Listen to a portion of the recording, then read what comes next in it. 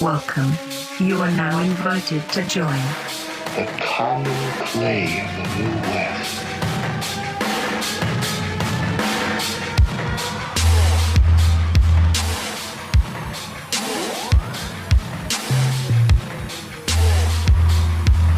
The common clay of the common clay of the common clay of the New West.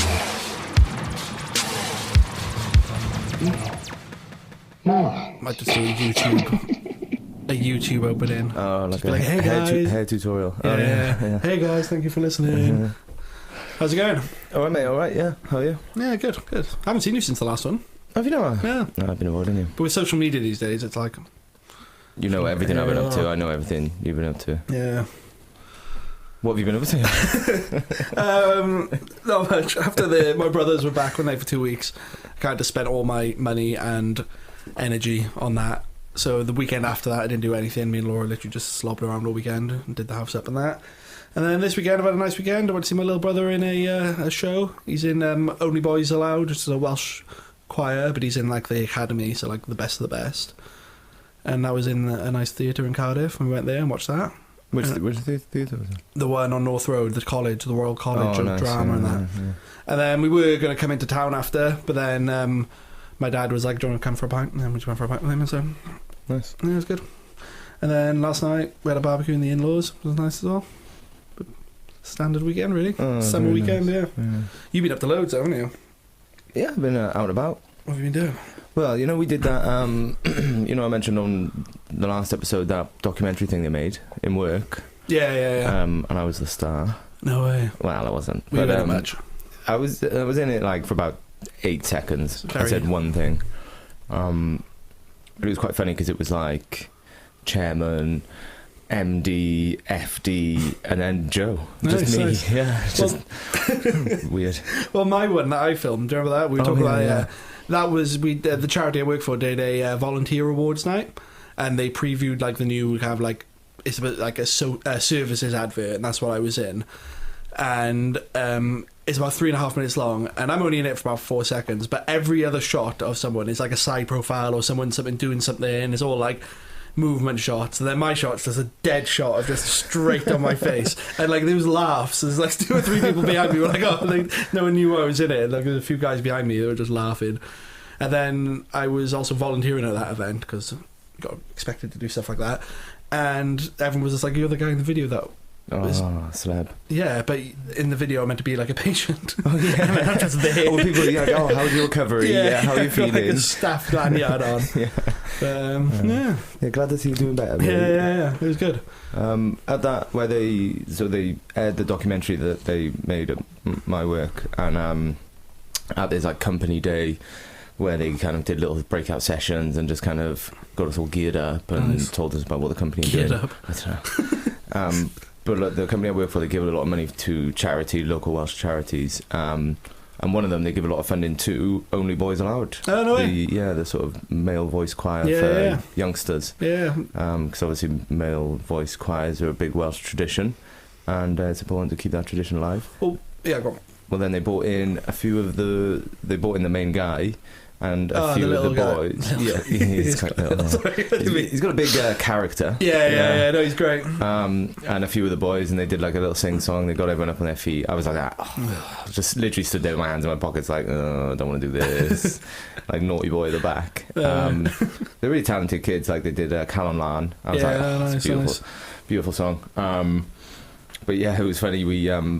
We watched in the breakout sessions. They showed us like a video, like as part of the documentary they made. They went to a few of the local charities that we support, and they interviewed this guy. And I met up with my mate in the sing along session, and he hadn't seen the charity video bit where I had seen this guy before. So this guy came out on stage. And my mate goes to me, who's this guy? I went, this guy just loves young boys. And then he came out, he went, right, I'm going to come out with a few young boys now. And he's just pissing himself. It was so funny. But no, they're really good. We really enjoyed that. It was really good. Yeah, really good. I really enjoyed them having a little sing-along. Well, they did this song when I saw them, and it was like, in this cathedral in North Wales, they were like doing some renovation work, and in the walls they found this leather-bound book with this song that the monks used to sing when they replaced the bell from like. It was the first, like the oldest known lyrics written down in Wales, and they sang it for us. Oh. It was a bit crap. Yeah. But then they did this. It wasn't Gangnam Style. No. No. And then it was well sung, like, but it's just like it's not gonna. Yeah, it's the first ever song. You mean it's not gonna be? It wasn't particularly catchy then. Yeah. So. But then they did like this Irish like drinking song, and that was awesome. Nice. It was really really cool. And then they did some. Like I can't remember. I think it was Indian like music and stuff, and they had like drums and stuff. It was really, really good. Mm. They mixed it up a bit. Do you remember? Don't been telling you about my primary school. We used to, because obviously we had like assembly and stuff. All kind of schools have like assembly on in the morning, and we'd sing and you do Kumbaya and other little songs and that. And I didn't realise until after I left primary school that one of the songs they had to sing was an old drinking song, Lily the Pink. Oh, yeah. And the chorus goes, drink and drink and drink to Lily the Pink. Yeah. And like they just had like 500 primary school children just singing a drinking song. They must have been wetting themselves. I bet they were like, oh, go on, get them doing this one now. That's awesome. Yeah, what a cool primary school. Yeah, I can't remember. I remember we did a few Welsh ones. And we did one where like it was a lyric and it was like. There was a bit where it was like, and a goal for my home team. And like, that was one of the lyrics. And as that came on, all the boys would be like, and then they'd everyone shouting. It's a football. Sospan Bach was the best one. Bach, yeah, that always used to get the blood going in the morning.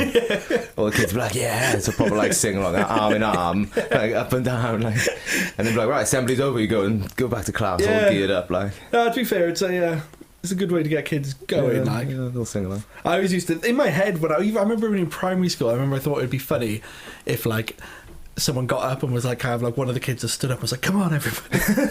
And I used to, like, and I used to think it'd be so funny if I did that, but I never would. But, yeah. Well, I was going to say, it took a nice little bike ride yesterday. Yeah, I did see. That's another little thing I've been up to. We cycled up the Taff Trail. What makes your bike? Taff Swell. It's a Peugeot. It's a Peugeot. It's a nice bike. It's a very nice bike, but it's a Peugeot. It's an old 70s racer from France, made in France. Oh, nice. But I've absolutely bastardised it by taking off all the original parts and putting on way more comfier, convenient bits. Yeah. Like, no, bike seats, they need to sort that out. Yeah, for my mountain bike, I had to buy like this big gel seat, and then it was really good. It makes it much easier. Yeah. And this guy I used to work with, he was really into his bikes, but for his bike he used to ride to work, he actually stole his nan's bike seat but he was like this really like probably about a grand's worth of bike with this massive old lady's bike seat on it with like springs like and an stuff. armchair. Yeah, and he was just like, yeah, it's comfy. It's funny, we've seen a few sort of, those middle-aged men in lycra cycling around, and it was just like a Sunday afternoon, and they're just kind of cycling around. I'm like, what fucking difference does lycra make in this situation? Just wear shorts and t-shirt. Exactly. I always think that it's like, are you shaving off milliseconds of your Sunday afternoon cycle? It's ridiculous. Bunch of twats. I don't get it. Next week I'll be turning up going, lycra is the one. Like, I've got to wear lycra. But yeah, like I get it if you're like competing in that, but if you're not competing, you're just having a bike ride. Just ride whatever you want. Yeah, it's ridiculous, isn't it? I want to get my mountain bike. I've just got like a full-on mountain bike, and I thought, mountain bike, that's the best one to get. And now I'm like, I want a hybrid one. That's what I want. But I'm not going to. I don't use my bikes. Well, I do cycle around with a friend. She's got a mountain bike, and when we're on when we're on the road, I'm just cruising past her effortlessly on my sort of thin-framed Peugeot road bike. And I'm just cruising past it effortlessly. I'm rolling cigarettes. I'm texting on my phone. She's like panting and pumping and like. But then as soon as we go on any slightly bumpy terrain, my like arms are breaking and wobbling, and I'm being sick, and I just can't even like move at all. So there's pros and cons. So a hybrid would be a good idea, maybe. There you go. I remember when I bought welcome to the bike podcast. The bike podcast. I went to pick up my bike because it was like one of those cycle to work schemes where you pay it back in your salary and you don't pay back the tax or whatever. So I got like a £700 bike. And then I walked in and there was like all these proper really good black ones, and there was this, mine's bright green, and I saw it and I was like, oh, I'm having that one. And then the second I walked out the shop, like there's two like chavvy guys walked past me and looked at it, and I was like, just bought a fucking Target and I can't lock this up anyway. It's like bright green, it's gonna be nicked straight away. It looks expensive, so now I can't take it anywhere. Oh, you want to get one from the 70s from France. That's what mine's like. It's all rusty. How was Childish Gambino then? He went to Lovebox. Oh yeah, we talked about Lovebox. Oh, did we not? Oh no, we haven't. We haven't. Oh no. yeah, that's right. Yeah, he was amazing actually. I wasn't really a big fan of his music before, for no other reason apart from, I don't know. It's kind of like poppy. It's like emo pop, rap, innit? but it's Emo not rap. rap. Well, yeah, and it's just a bit like, yeah, it's just not really my type of thing. But it's pretty much all I've listened to since last weekend. Yeah. And he really turned up and like just smashed his performance. He was like moonwalking, dancing, and jumping all over the stage. Really engaged with the crowd. He's goofing around. He like can sing. He really sort of blew me away. Makes you sick how talented people are. Yeah, he's like super talented guy. Yeah, and just knowing all the other stuff he does with the TV work and that, you're just like, oh, he's Lando in the Solo film. He's like Lando. Oh, is he? It's crazy. Oh, wow, cool. And he's gonna be Simba in the new Lion King. Oh yeah. So it's mad, isn't it? Yeah, it is mad.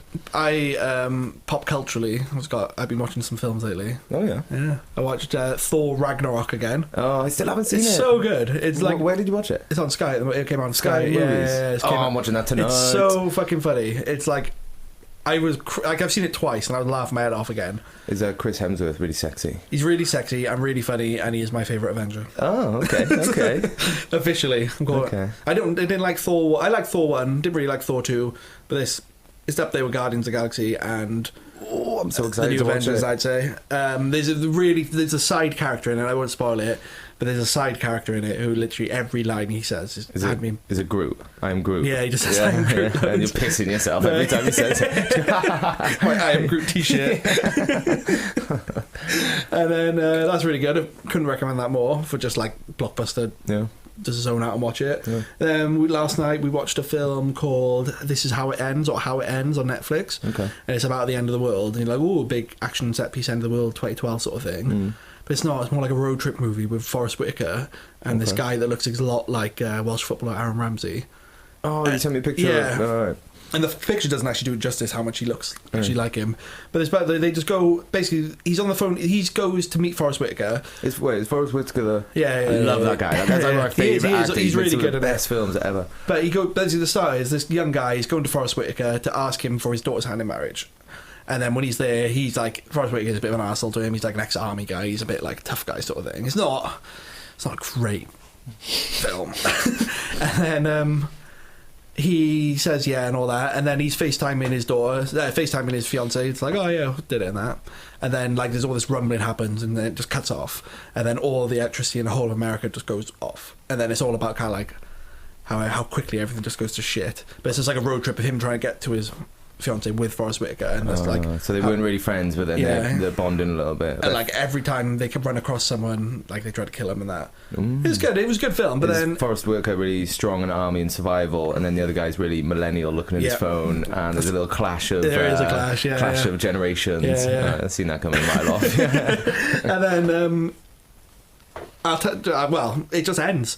Oh. Like it's one of those endings where it's a bit like, in that situation you wouldn't know what happens, so why, like, you mean it's like they don't know what's going on, so the audience doesn't know what's going on, but it's clear that they just didn't know how to end it, and they just end it. It just ends at one point. Panicked. It literally just, like, they're driving, it just ends. Oh wow, it was really weird. That is weird. And then I watched Bruno. Oh yeah. That one's funny as I remember not enjoying it that much when I first watched it, but it was so funny. I remember, so Bruno, the Ali G, Sacha Baron Cohen character. So he did Ali G, Borat, Bruno, and he's done a few more since. I remember him on the Channel 4. Yeah. And that was where I really enjoyed it, when he was interviewing people and they didn't know what he was doing. Did he do it in that style, or did he do it more like Borat, where it was large parts of kind of scripted fake stuff? It's a lot like Borat. It's like literally exactly the same film, just with Bruno in it. But there's a bit where like he previews his TV show to like a test audience, and it's fucking, it's so funny. It's just him just like thrusting at the camera. At the end, he just gets his dick out. He's just like doing windmills and stuff. And it's like old people, American people just watching it, just like absolutely fuming. There was a couple of moments where I was like really chuckling. But he's got, that's the reason I watched it is because he's got a new show on Channel 4 now about America. Have you seen the preview for it? The 10-minute 15-minute trailer. Oh my god, that was so amazing, funny. Isn't it? That bit when he's just like, he leans over and he's like, it's not rape if it's your wife, and the guy's like, yeah, and then he's like, oh, you're not gonna put that bit out of you, and it's just like, man. Yeah, it's painful. I can't believe they're still doing it. He's still getting away with it. Well, I saw it and I thought, that's Sacha Baron Cohen in a mask. But I mean, I suppose he hasn't been around for a while, has he? So you wouldn't. True. I mean, and the people he's speaking to are like sort of just rich white American politicians, and they don't stay in touch with. No, that's true. That sort of stuff. There's the toddler guns and stuff like that. No. Yeah, definitely. If you haven't seen that trailer, well, I haven't even seen the show, but it's out. I think it's on 4OD. It's out. I think their first episode aired last week or something. No way. So I'm gonna have to watch that. Yeah, I do like that. I like that he's gone back to that rather than. I mean, me and John. Oh yeah, John's not here again today. He's at a wedding. John's at a wedding. Shout out to John. He's looking lovely. He sent us a picture of him in his suit today. He was looking very handsome. It's not his wedding, by the way. He's at sister-in-law's wedding. Sister-in-law's wedding. He's a groomsman. Oh yeah. So. Yeah, me and John were talking about it in the pub the other day. Oh, that's another story. So, yeah, we were just liking it to Brass Eye. Yeah. You know, the way they were just getting these sort of celebrities to just talk about things they don't know about. Yeah. But in their kind of, in such a delusional kind of way that they think they're this level of importance that they can just be an authority on something just totally there's nothing to do with them, and it's really powerful. It's really funny. I love Sacha Baron Cohen. Yeah, there was a bit in Bruno made me laugh. I can't remember who it is. Like, it's some celebrity, like one of the judges off like Pop Idol or something like that. That sort of celebrity, and he gets her in for an interview and about human rights, but instead of having furniture he has Mexicans, and he's like sat on a Mexican, she's sat on a Mexican, and then they have like one guy lying there with like chips on his back, and she's just talking to him, sat there talking about how much like human rights means everything to her, and she does, to be fair, after about a minute she goes, actually no, I can't do this. Oh my god. But it's not because of the people. She sits on this bloke and like answers a question about like humanity and stuff. It's brilliant. It's so funny. I need to see it. Yeah, and it was like, I think a lot of it went over my 18-year-old head when I first watched it. Right. Where now I'm a bit more. So there's more to it than just kind of camp gay jokes, because that was my concern. I just thought, it's a bit on the nose. It's a bit, but it is very on the nose, but right. it's so funny. I watched. You ever seen a film called Looper? No, but I've seen Netflix. They make Joseph Gordon-Levitt look like Bruce Willis in it, don't they? Yeah, it's quite an old film. I seem to remember it came out maybe in like 2008 or something, or like even 2005. No, it's 2013, 14. Oh, is it? Okay. Yeah. I mean, we could easily find out, but I'm not going to. We're just going to guess years. But I seem to remember watching it years and years ago, just on some random chance. I don't know, I found a DVD somewhere, and I was like, I like Bruce Willis, whatever. But it's fucking brilliant. Yeah. Like a time travel film. And yeah, Joseph Gordon-Levitt is a younger version of Bruce Willis. But yeah, he spends the whole film with like I think it's like prosthetics or something on his face. It looks good. Like, I remember they basically just squint his eyes and make him look older. Because the thing is he's quite boyish, young looking. Yeah. And to believe that he's a sort of a drug addicted assassin in the future, but still baby faced and smiley, it would be difficult. But you just spend your whole time going, what's the matter with his face? Yeah, he looks a bit like Bruce Willis. No, I've downloaded. Oh no, I didn't download it. I bought it. I didn't. Did you? Yeah. Oh wow. And then it was when I was living with my wife's parents, and I went to work one night, and they just watched it. And then I got back, and they're like, "Yeah, it's really good." And I was like, "Oh, cool, let's watch it again." They're like, "Ah, no, we've seen it." And then I just never got around to watching it. I was going to say, you can't watch films without your in-laws. Yeah, I know, but it's just one of those things that kind of went to the side, and then that was it. Then I never. They nailed time travel. I've heard it's like the best. Yeah. Like explanation for like that sort of thing. There's a scene, so Bruce Willis is in the future. He's the future version of Joseph Gordon-Levitt, and then he comes back in time, and then they're not hanging out. They're trying to kill each other. Well, he's trying to kill the older version of himself. But he's just going, I'll just fucking change the future and that'll fuck up your head. Like, you've got all these memories, but if I don't live them... And he's going, no, don't do that. He's like, because Bruce Willis has met a woman and he loves her and he's holding on to this memory of of his wife. And then Joseph Gordon-Levitt's like threatening him by going, I'm just going to marry someone else. And that's going to... And he's going, oh, no, don't do that. So Bruce Willis just kicks the shit out of him. But yeah, it's really good. I certainly recommend it. Yeah. And what was funny, when it came out, I don't remember any press or anything about it. Yeah, I remember. It seemed like straight to DVD. But it just came and went sort of thing. Yeah, but yeah, it's one of those, it's become like a cult classic. Right. Since, I think, well, not classic, but like cult following. Well, people talk about it on podcasts that nobody listens to. Yeah, another type. Yeah. No, people are listening, man. I was going to say, how did we do last week? I haven't really looked, but at least 1,000. Oh, thanks, guys. Thanks. But anyway, I'll move on to the feature now because that kind of goes into what? Yeah. Yeah. Yeah. Because that goes into... Well, anyway, yeah. Because if you haven't listened to our podcast before, we do features every week on a bit of history, a bit of like something weird that's happened, mainly like spooky stuff. But it was always Welsh things, but now we've moved on to whoever listens the most, what area of the world is listening the most. We'll do a bit about something that's weird that's happened there. And this week it is, okay, what is the biggest North American phenomena? Like, what do you say? Like in the woods and that. Oh. I don't know. Like urban legend. Bigfoot. Yeah, Bigfoot, right? So we do an what? episode on Bigfoot. So I know what you're thinking. Wait, so who's the hottest... Well, I know what you're thinking. Another episode in America. Not this week. It's in Bristol. Oh. Bigfoot was spotted in Bristol. Yeah, was it Gez? No, Was it Gez was drunk and unshaven, stumbling around town, and some locals thought he was half man, half bear. Anyway, right. So this week... we have most listeners from Bristol, so here we go. Okay, our story starts on a train. It's just a normal train from Exeter to Bristol Temple Meads. And it was a lush, bright Friday morning, November 2017, so recent. Really recent, right? And a man gets on the train. It's quiet, so there's like 10, 12 people on there. You know what it's like these days. And what's everyone looking at on the train? Their phones. Their phones, yeah. And this guy's like... bloody millennials. Blah, blah. And he's like, I haven't been on a train in years, so I'm just going to take in the scenery. And he made a big fuss of it, probably. Like, you're all on your phone, I'm here actually enjoying real life sort of thing. I think he took a picture of them, put it on Twitter. He probably look at all these people looking at their phones. And he's just like, not your fake life, my real life, like real trees, real sky, all that. And then they're just travelling normally, and around 10 miles from Bristol city centre, the man is looking out the window, and this is what he said. This is his account. This is actual quotes. Okay. He says, about 10 miles from Bristol, we were travelling through an area, and in the fields to my right, I saw something large in the middle of the field. It was walking kind of hunched over, and all I could tell you is that it was a black figure. At a guess, I would have said it was about 70 to 100 metres away from the train, and my eyes were glued on it at this point. I was watching the way the thing was walking, almost towards the side of the field. It edged right up to the hedgerow as if to walk alongside the hedge itself, almost as if it was using the hedge for cover. To my eye, or whatever it seemed like, it took massive strides, and it was covering ground very quickly.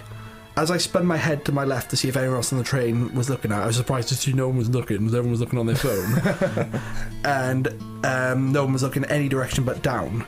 I would imagine 5 to 10 seconds was all I saw it for, but it stood out to me as strange. To start off with, I didn't think it was a Bigfoot or anything like that, until I watched how it walked and the way it hugged the hedgerow. And I thought, it's just somebody walking through a field, and if they're not acting in such a strange manner, with a strange gait, hugging the bushes to stay hidden, surely a person wouldn't do that.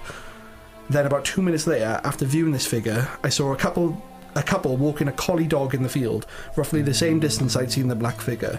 And they were to the side of the hedge line, and I was gobsmacked to see that I could hardly make them out because they were so small. So this thing was huge. I knew they were humans walking with the dog, but I couldn't really see what they were wearing apart from brightly coloured coats. So you could see. Don't know why I said that. And it dawned on me that they were probably the average size of a male and female, although what I'd seen 5 minutes earlier was clearly not. It was an all-black figure. It was huge. Oh, shit, that sounds loud. I could see the black figure arms, legs, chest compared to the humans I'd just seen walking the dogs. At the point of seeing the black figure, I realised a tree line behind it was probably 200 metres away and had a thick, dense forest behind it. I have no proof whatsoever. You only have my word. I'm 100% sure what I saw was the English Bigfoot, and it makes me so confident in the way that it walked with slightly bent legs that it was Bigfoot. He doesn't. Sorry, I just copy and pasted this quote. He didn't really talk very well. Anyway, so that's that guy's account. So that's Bristol. Yeah. And then he seemed quite intent on making a point of people looking on their phones. So I'm like, I don't really believe him. But what, do you love looking at your phone? Well, yeah, but I mean, he was like, everyone was looking at their phones, and I was looking at real life, and I saw something amazing that you wouldn't see these days because you're looking at your phones. But also, I think if back in the day people were on the train, you didn't have phones; they were looking in newspapers anyway. So it's just a small, so fuck them. Anyway, I was researching this because I was like, where's Bigfoot in England? Like, is this guy true? And then I found a website called BritishBigfootSightingReports.com. Oh, I was going to say, I've never... He said Bigfoot in England as if it's a thing. And I'd never read of that. So. No, it turns out it is. Oh. And anyway, there's a post on there from a man he saw in the Forest of Dean. He said, there was this thing in the woods in front of me, about 4 times the size of a bear. He had razor-sharp teeth and a grizzly-shaped cranium. His eyes were set very low on his head, almost just above his mouth. He had 2 horns sticking out the side of his head and was covered in a coarse, filthy, yellowish white fur. I hid in the bushes until he walked away, but unfortunately I didn't manage to get a picture of the beast, but I do have one of his paw print. And I'll post it later, but he posted a picture of this massive paw print on the ground. And then he was also seen in Scotland, and it was an interview in the Fortean Times, which is like a paranormal magazine. And local men Pete and George were walking through a forestry track in the woods near their home in Torfins, Aberdeen. Where they were nearing the end of the track, Pete saw a dark figure run from the trees on the left, before disappearing into the trees on the right. At first, Pete thought it was a man, but the figure left a strange foreboding in him. Foreboding? What's that? Is that like feeling? a sense of is it? Okay. like a forebode, like a sense of dread. I Left suppose. something in him. So, what's Pete? Oh no, it's a really dark story. George did not see the figure and was busy telling Pete that he was imagining things when the face appeared in the trees behind Pete's back and looked right at George. George was chilled to the bone as the face looked human but was not human. It darted away quickly, and for some reason George threw a large stone in its direction. The two friends then left the area feeling somewhat unnerved, but as it was a walk they had done on a regular basis, they knew they would have to return. A few weeks later, approximately 2 miles away from their first encounter, the two friends, along with a third man, again saw the creature. As they were driving along the roads in Torfins, in their own words, they said, "Suddenly there came this great muscular, hairy figure bounding out from the side of the road, and it started to run behind the car. At one point it caught up and it ran easily alongside us as we approached speeds of 35 miles an hour. So Pete then again describes it as strong and muscular. Nice. He's got a thing for it. Yeah. He says he had red glowing eyes and thick yellow body covered in hair. He was about 6'6" in height and was black in colour. He just said he was yellow. Sorry. Inconsistencies. Anyway, well, that's it.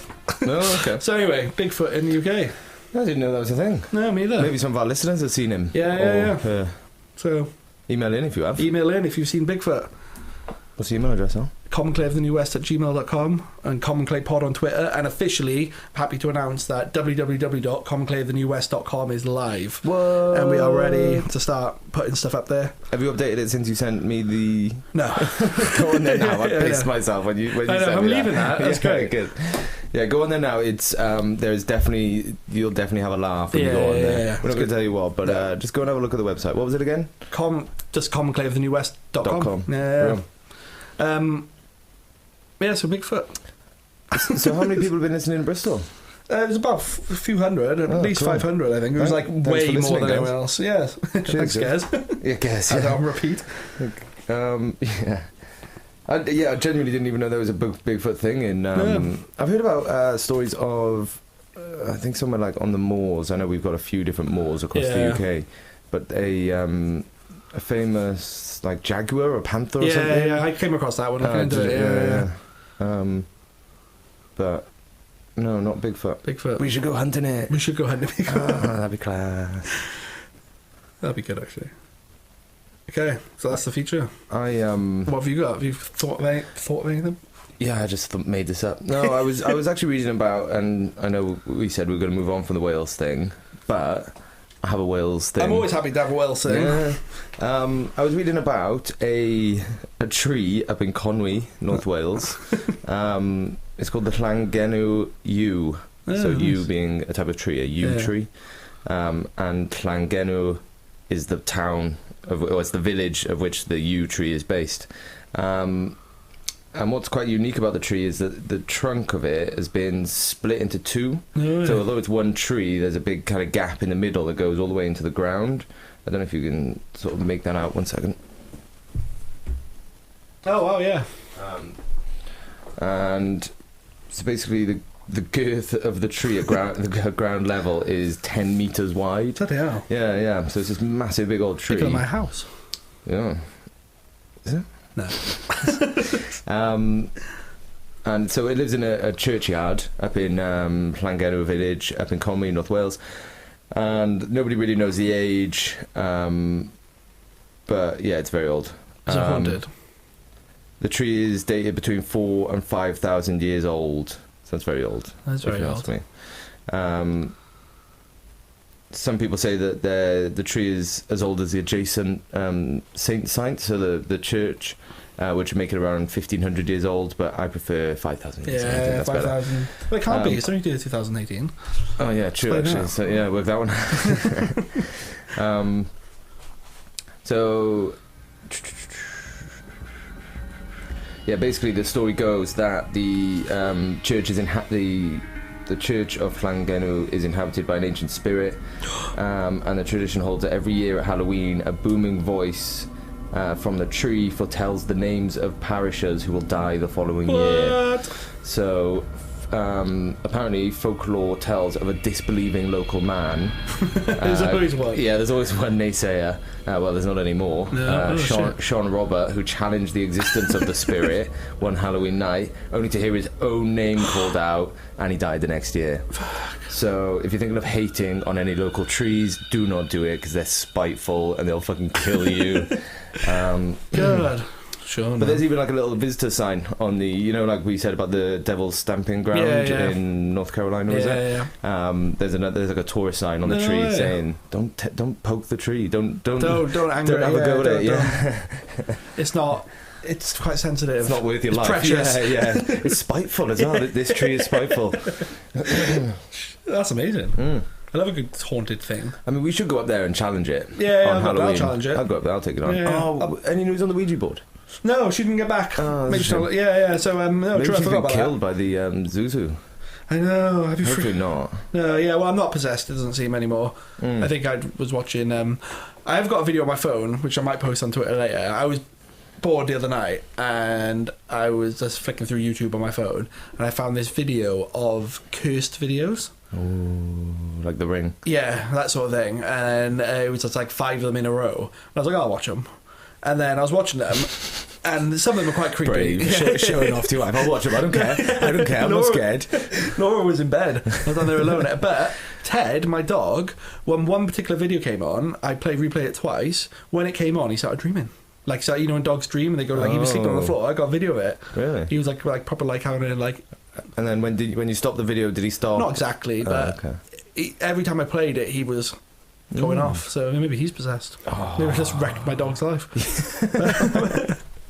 I hope not. No, I hope not too. But yeah, so yeah, I'm not possessed. I haven't seen any more ghosts, so don't believe in ghosts now. Well, we'll get that Ouija board and we'll see what happens. See if we fuck our lives up like that. Well, I'm going to move straight on to correspondence now, because we've only got 2 this week, but they're probably my 2 favourite emails we've ever had. I say that a lot, but genuinely... You do say that a lot. I do say that a lot, but these are very, very, probably my favourite emails. Let's hear them. Okay, the first one is titled The Devil's Stamping Ground. Oh. And he says, should I do an American accent? He's from North Carolina. I was going to try to do that in a Bristol accent. That was my thought on the way here, but I thought, nah. I do love funny accents. I can't. I don't want it to be an offensive, problematic to our American listeners. Okay, alright, I won't do it. He says, I gotta say, this was, by the way, he doesn't say hello, he just starts with it. His name's David, by the way. He says, I've gotta say, I thought I was the only one listening in NC, but after last week's episode, I must not be. Oh. So, yeah, you're not, Dave. Well, unless you are. You might be. Well, no, because we don't know how much he's listened, though. He might have listened loads. No, I'd say there was enough. Hundred, yeah, it was a good few hundred. Yeah. No, there's a gang. You find each other and form a fan club. Go camping at the Devil's Stamping Ground together. That'd be good. One. Yeah. Anyway, he says, the Devil's Stamping Ground. I've only visited once, and it was the single most underwhelming moment of my life. He says it's literally just a circle in the ground with nothing in it. But he says the best NC mystery is the Moon-Eyed people. North Carolina, I'm guessing. No, North Carolina, yeah. Yeah, and he says, which is something I'm surprised you didn't come across. Did you? I'm guessing you didn't. No. Didn't come across this. And he says, these are creepy beings that live in the woods and only come out at night. There are stories of them appearing in children's windows at night, and their bright-eyed white eyes mean they could not see at daytime, so would only come out in the night. So they would go hiding in the day. I'm assuming they'd kidnap the children, and any chance of finding a lost child was nil. Ooh. So they take kids at night, and because they couldn't come out in the day, because they had bright eyes. And he says, but recently I did some research into them, and you'll be surprised at what I found out. This is when I was saying I was walking my dog, and this email came through, and my mouth hit the floor. He says, the Moon-Eyed people were a diminutive nocturnal race of man with pale white skin and long beards. They were unable to see in the daylight, and they had an 850-foot long stone wall at the border of North Carolina and Georgia, built approximately between 400 and 500 CE. I'm not sure what CE is. Yeah, I don't know. I haven't heard that either. BC. What do we? I don't know. CE. Yeah. Anyway, he says It's normally BC and AD. Yeah, something like that. Yeah. He says it's credited to the Moon-Eyed people. The wall, anywhere from 2 to 6 feet tall, is said to be from a war the Moon-Eyed people fought against the Creek Indians. Ooh. Native Americans. Native Americans, right? Who attacked during the full moon. Even the light of the full moon was too bright for the small bearded people, and the Creek drove the Moon-Eyed people underground, where they said to still remain. Oh. Right. That'd be a class battle, some Native Americans versus some, like, nocturnal moon-eyed people. That'd be class. Yeah. Anyways, some attribute the white-bearded Moon-Eyed people to be another legend of Welsh travellers. What? Led by Prince Madoc, who arrived in the general area of North America in 1170 CE. Not weird. So there was a link. There was a link to Wales. There's always a link. Yeah, I know.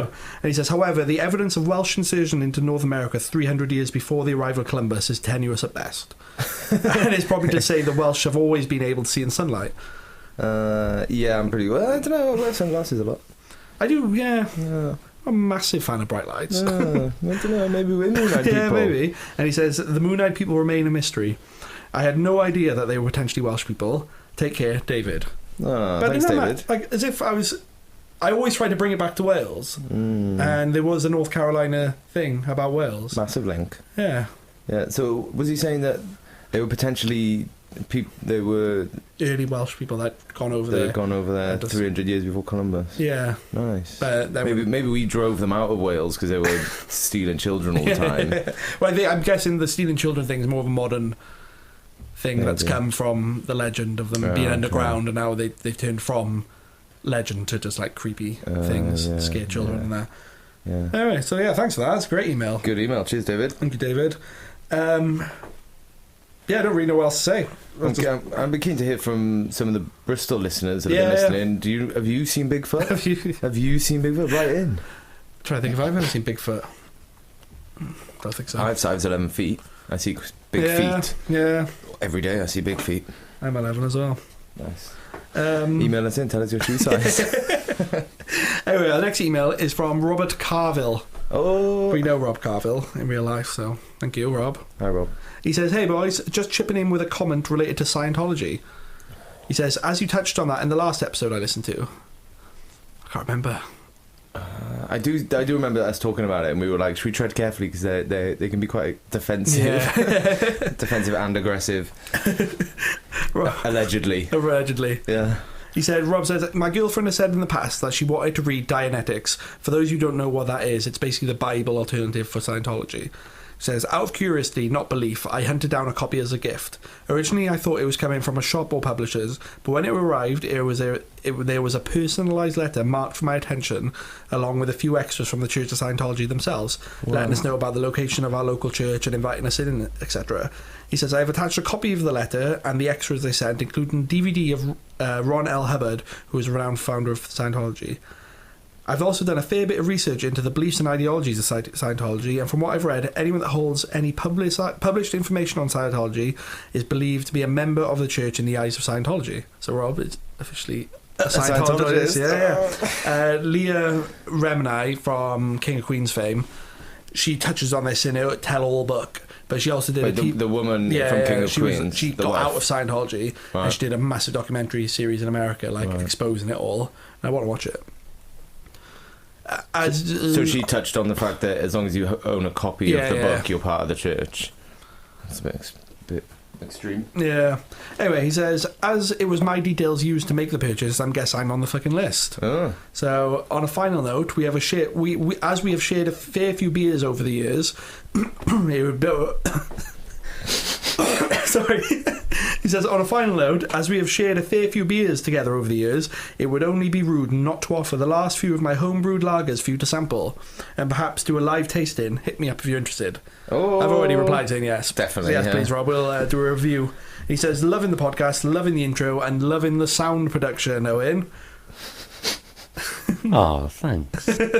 He says, take it sleazy, Carville.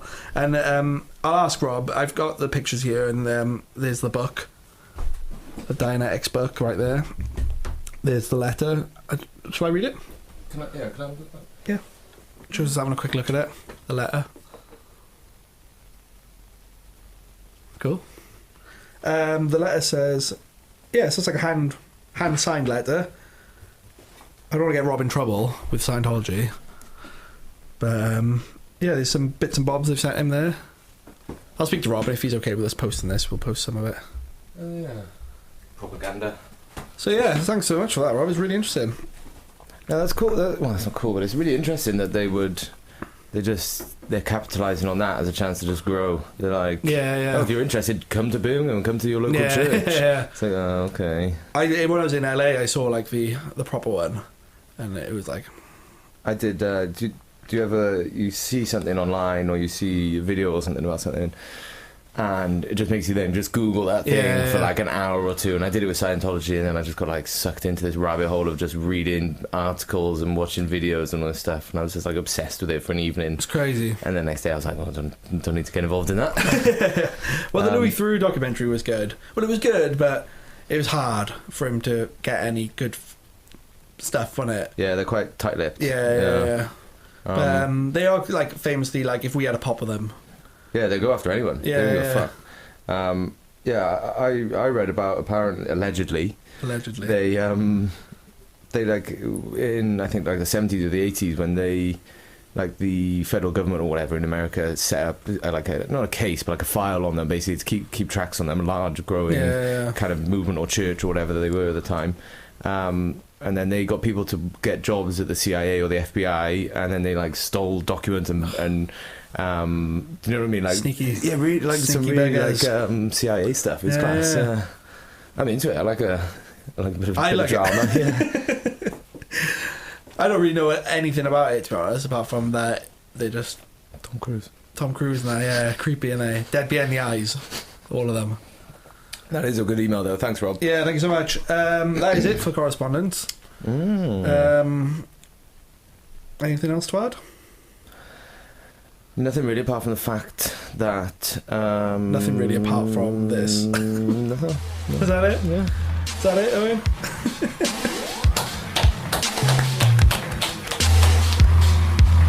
The common clay, the common clay, the common clay, the new west. Morons. I love when we just don't know how to start or end an episode. It's like, alright, ta-ra.